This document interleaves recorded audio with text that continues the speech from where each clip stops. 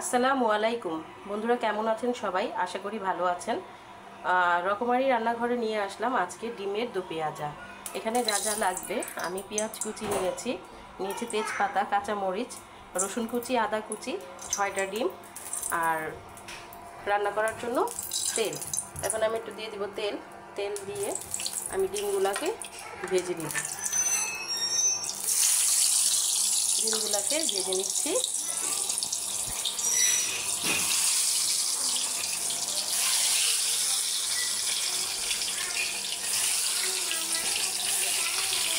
আমি ডিমগুলোকে সুন্দর করে ভেজে নিচ্ছি।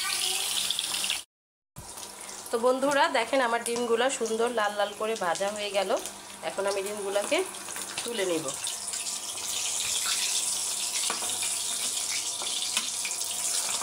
ডিমগুলোকে তুলে নিয়ে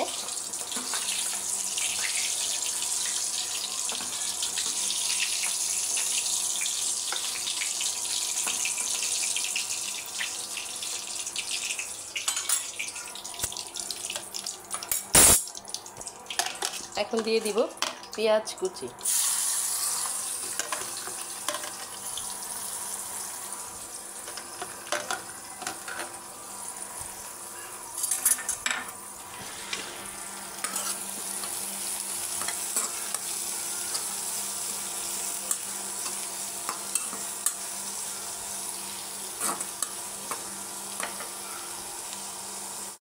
তো বন্ধুরা দেখো, পেঁয়াজটা হালকা একটু লাল হওয়ার পরে আমি এখানে দিয়ে দিব একটা তেজপাতা, 2 টুকরো করে দিয়েছি, দিব রসুন কুচি, দিব আদা কুচি, আর দিয়ে দিব কাঁচামরিচগুলো। কাঁচামরিচের কিছু ফ্লেভার ভালো লাগে, অনেক সময় কিছু কিছু খাবারে কাঁচামরিচ দিলে ওই ফ্লেভারটা ভালো লাগে। ডিমগুলোতে কাঁচামরিচ দিলেও আগে যদি দিয়ে দেন দেখবেন একটা সুন্দর স্মেল আসবে। সব কিছুর সাথে এগুলোকে এখন একটু ভেজে নেব। বন্ধুরা পেঁয়াজগুলো একটু ব্রাউন কালার হয়ে আসছে, তো এখন আমি এটাতে দিয়ে দিব হলুদ মরিচের গুঁড়া আর লবণ, দিয়ে দিব সামান্য একটু পানি।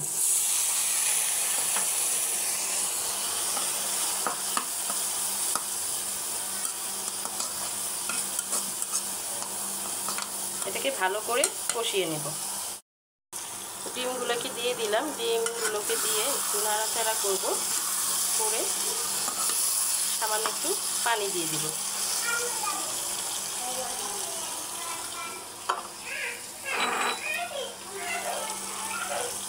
সামান্য একটু পানি দিয়ে ঢেকে দিব। তো বন্ধুরা হয়ে গেল আমার ডিমের দো পেঁয়াজা। দেখেন দেখতে কত সুন্দর লাগছে, আপনারাও বাসায় ট্রাই করবেন। তো এটাকে এখন আমি ডেকোরেশন করার জন্য নামিয়ে নিচ্ছি।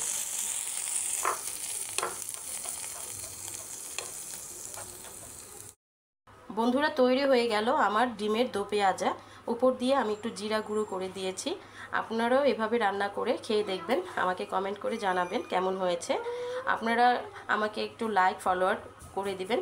দেখা হবে নেক্সট কোনো রেসিপি নিয়ে। অবশ্যই এ পর্যন্ত ভালো থাকেন, সবাই সুস্থ থাকেন। আল্লাহ হাফেজ।